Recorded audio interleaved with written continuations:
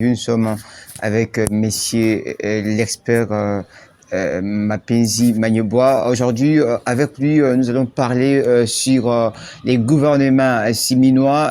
Spécialement, on va se concentrer sur la nomination de messieurs Alexis Guissaro. Il faut comprendre aussi qu'il a été élu dans la province de Sud-Kivu, le territoire d'Uvira. On cherche à savoir si seulement si cette représentation est satisfaite ou bien elle est bonne à l'égard de la population d'Uvira. Messieurs, l'expert, qu'est-ce que pouvez-vous dire par rapport à cette nomination de messieurs Moza Guissaro, plutôt d'Alexis Guissaro à ces postes-là du ministère de l'urbanisme? Oui, merci pour la question. Ce que nous devons seulement confirmer premièrement est que dans la République démocratique du Congo, nous sommes 145 territoires et en écoutant les commentaires de la plupart des collègues, des frères et sœurs à Uvira, on disait que Uvira n'est pas représenté pour certains, d'autres disaient que Uvira n'est pas valablement représenté. Mais par rapport à votre question, il faut comprendre que pour être ministre, il y a plusieurs critères, il y a plusieurs conditions pour être ministre. Et surtout que ça dépend aussi de la volonté politique du chef de l'État. Si aujourd'hui nous avons eu la chance d'avoir parmi l'un des fils d'Uvira, M. Alexis Guissaro, comme ministre d'urbanisme et habitant, c'est quelque chose que nous devons louer parce que il n'y a pas longtemps, il a été ministre de l'ITPR et nous avons vu quand même des actions qui sont en train d'être réalisées dans le cadre des constructions de la route RN5. Par exemple, quelle action la route RN5, parce que jusqu'aujourd'hui, à Uvira, la route RN5 n'est pas encore achevée. Ouais, la route n'est pas achevée, mais jusque-là, la route est en train d'être construite. Nous devons quand même saluer les efforts qui sont en train d'être faits. Ça fait longtemps, je pense que cette route est construite sans être achevée. Alors, qu'est-ce qui nous dit qu'il vraiment il travaille ici à Uvira? Parce qu'il est le ministre des infrastructures. Donc, la première des choses, ça serait d'abord l'achèvement de la construction de cette route numéro 5, ce qui n'a pas été achevé jusqu'aujourd'hui. Je pense, nous sommes tous témoins de l'évolution de la route RN5, n'est-ce pas? Dire qu'aujourd'hui la route n'est pas achevée, c'est oui, mais au moins la route est en train d'être construite. Et nous voyons tous comment l'évolution des travaux sont en train d'être faits. Et par rapport au ministère, aujourd'hui en RDC, nous avons des défis énormes et ces défis nécessitent à ce que nous ayons quand même des hommes capables de faire face à ces défis. Et pour les comptes d'Uvira, notre souhait était que nous trouvons au moins 3 ministères. La chose qui n'a pas été réalisable, nous avons seulement eu un seul ministère au compte des ministères de l'urbanisme et habitants. Et voilà, il n'est pas question d'être beaucoup plus pessimiste, il n'est pas question d'être beaucoup plus négativiste. C'est à nous de souhaiter la bonne chance à M. Alexis Guissaro par rapport à ces nouveaux ministères qu'il vient d'avoir. Et surtout, si nous avons quelques orientations, quelques conseils, quelques recommandations à lui donner, c'est à nous, population d'Uvira, de prodiguer des conseils en regardant aussi comment il a travaillé pour son premier ministère qu'il avait de l'ITPR, qu'est-ce que nous avons trouvé comme des erreurs, qu'est-ce que nous avons trouvé comme des failles, qu'est-ce que nous avons trouvé comme des faiblesses. C'est à travers ces faiblesses et failles que nous avons découvert à travers son ministère de l'ITPR que nous pouvons aujourd'hui faire des recommandations au nom d'Uvira pour permettre à ce que Alexis Guissaro soit au moins valablement le fils d'Uvira à travers des actions, à travers des œuvres qui peuvent poser en faveur de la population d'Uvira face à son ministère. Et comment, selon vous, on peut donc vous demander à la population d'Uvira de pouvoir lui souhaiter la bonne chance pendant que lorsqu'il occupait ce ministère-là des infrastructures, il n'a pas accompli des choses ici à Uvira. Il n'y a rien de flagrant de ce qu'il a accompli ici à Uvira, parce que nous parlons de l'accomplissement.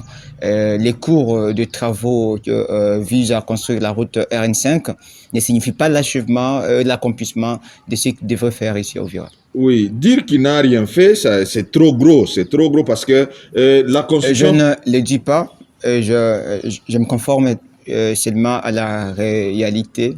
Oui, c'est ce que je viens de dire. Dire qu'il n'a rien fait, c'est trop gros parce que la construction déjà de la route est en cours. Et ça, au moins, c'est quelque chose qui est réaliste. Mais ce n'est pas lui qui va l'achever, je pense.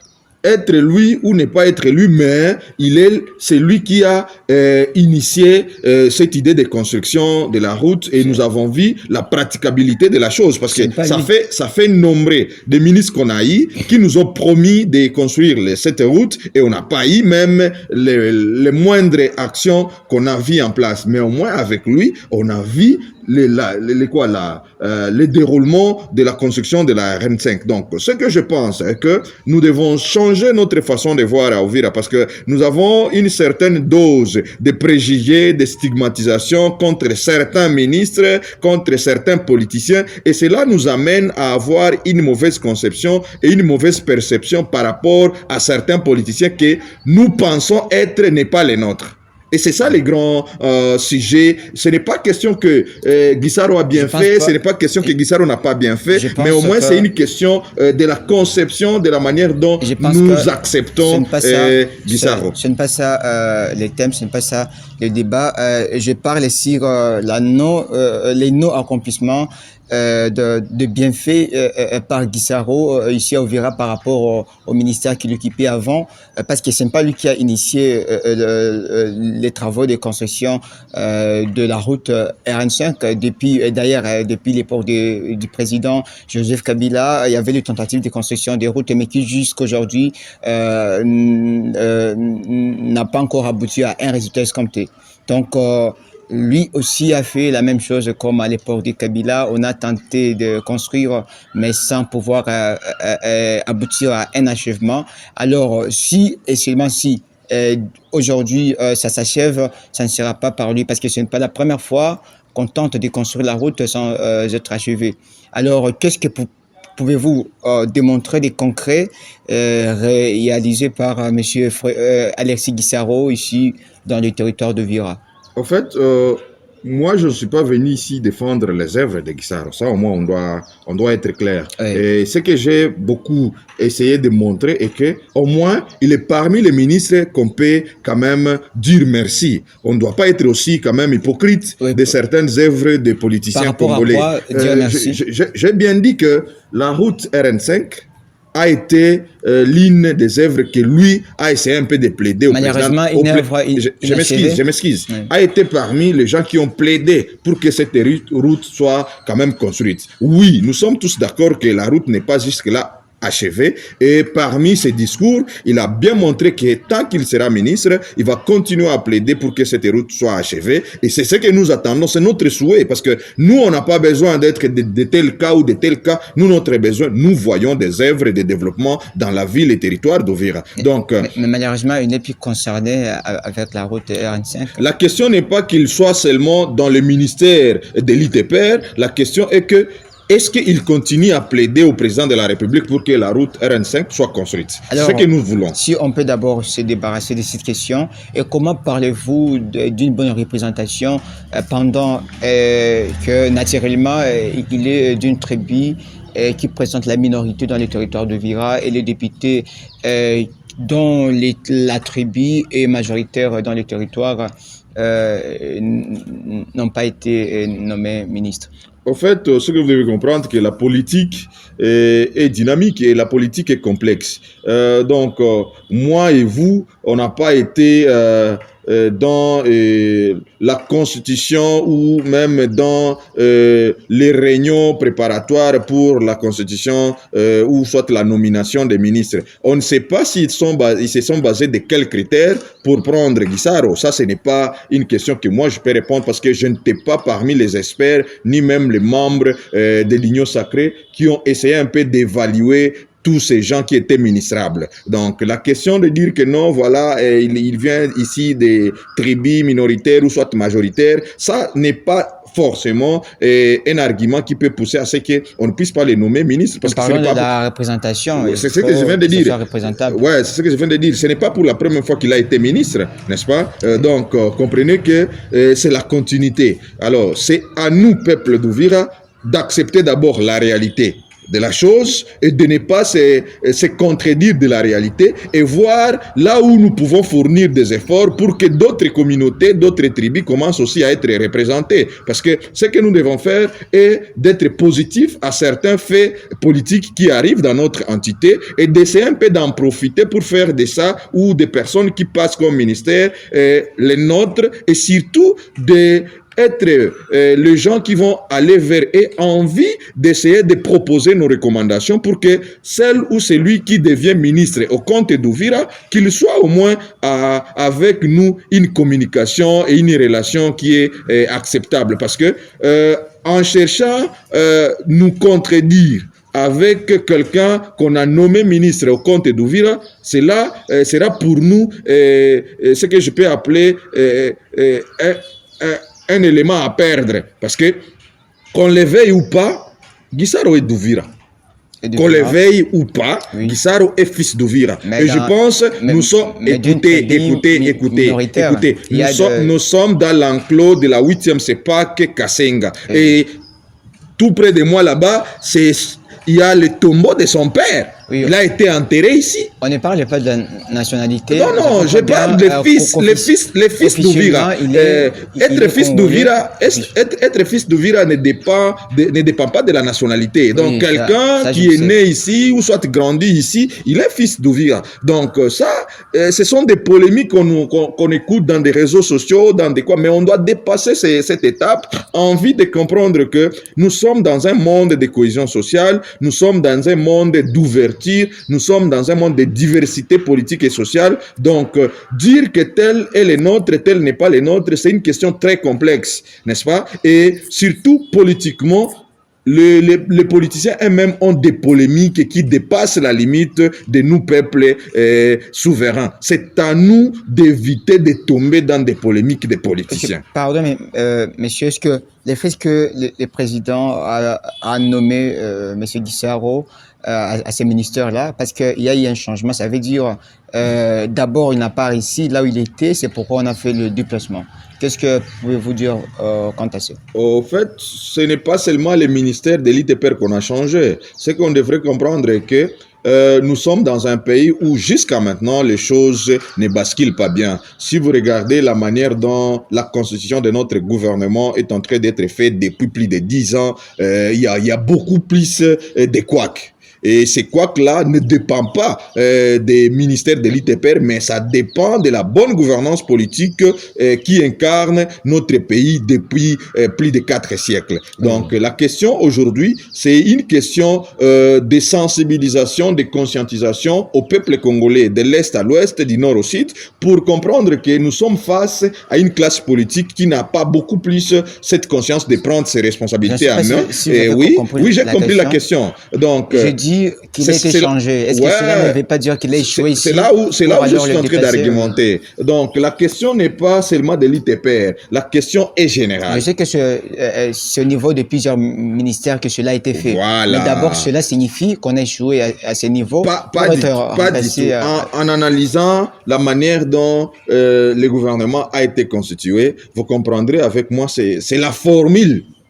C'est la formule du président de la République avec son équipe. Mais et cela n'est pas vraiment quelque chose que nous pouvons encourager. Est-ce que cette formule-là est-elle vraiment logique? Parce que si on peut d'abord s'adapter à la scientificité, monsieur Guissaro, c'est un économiste. Alors, il a été placé au ministère d'Urbanisme pendant qu'il était avant là aux infrastructures.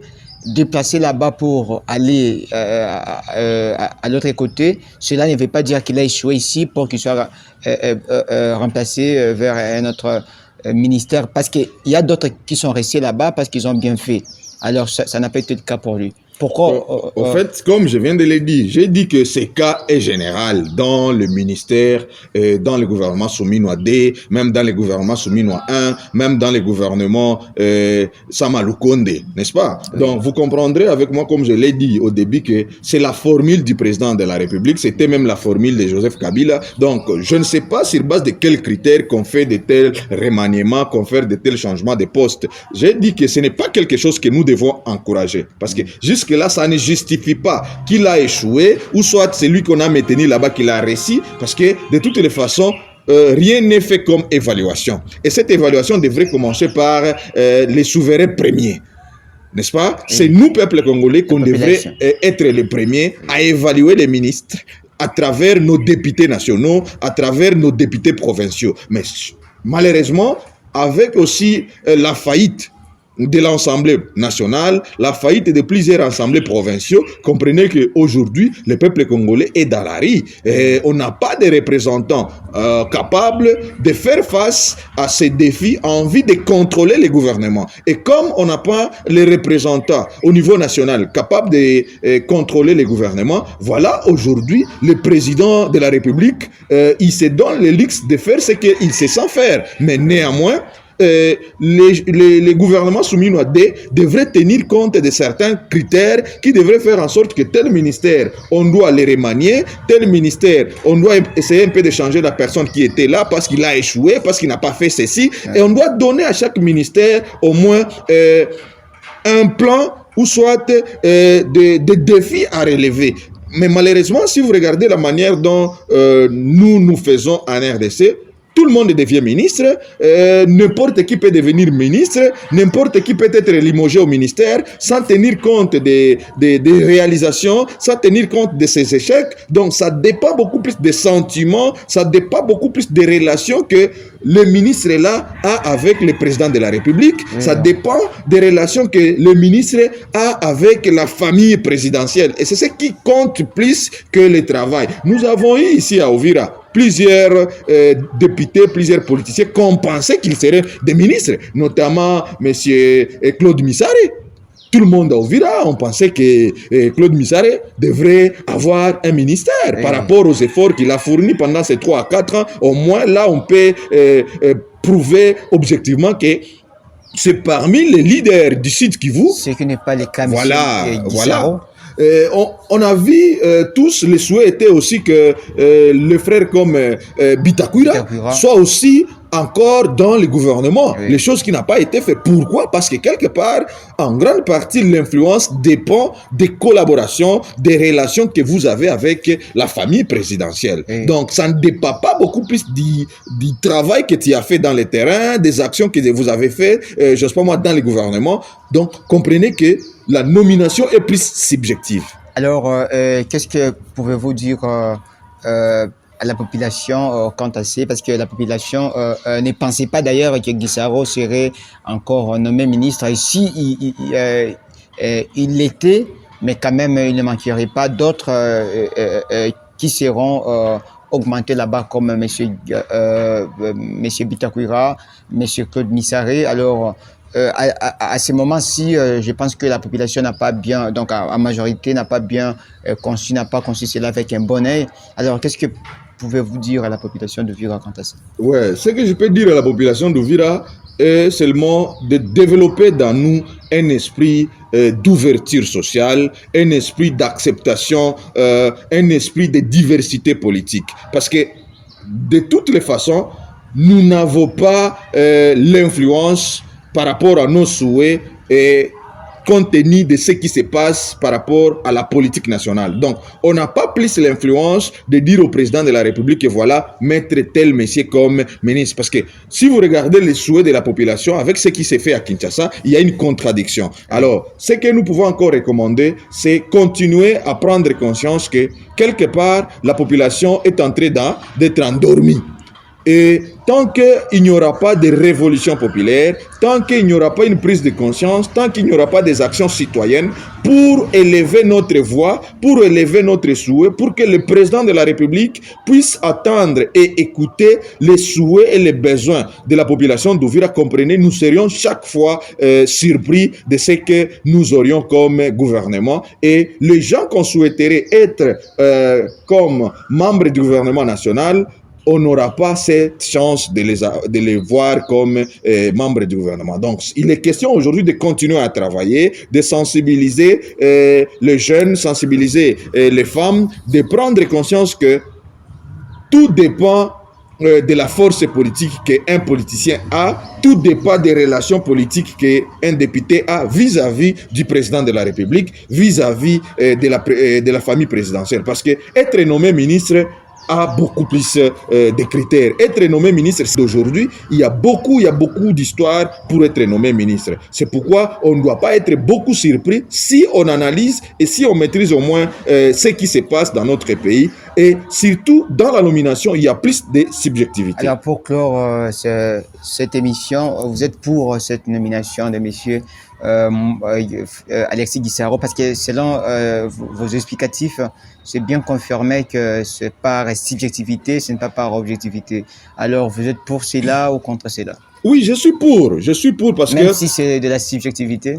la subjectivité dépend de la présidence. La subjectivité ne dépend pas de moi. Moi, ce qui m'intéresse est que... Étant scientifique, vous pouvez accorder ce qui est subjectif. J'ai dit ceci. Étant peuple ou citoyen ici à Uvira, je précise que moi, je suis pour. Et ce que moi, j'ai comme souhait, personnellement, est que celui qui a été nommé ministre... Même si c'est subjectif. J'ai dit ceci. Moi, ce que j'ai besoin est que celui qui a été nommé ministre, qu'il soit à la hauteur de ses fonctions, qu'il soit à la hauteur de ses responsabilités, qu'il soit à la hauteur des défis qu'il a de ses ministères, mais surtout si il se reconnaît comme fils d'Uvira, qu'il puisse faire quelques gestes en faveur de la population d'Uvira. Merci beaucoup de nous avoir suivis du début à la fin. Nous sommes à la fin de notre émission. Nous étions avec monsieur l'expert Mapenzi Manieboa. Merci beaucoup. Merci.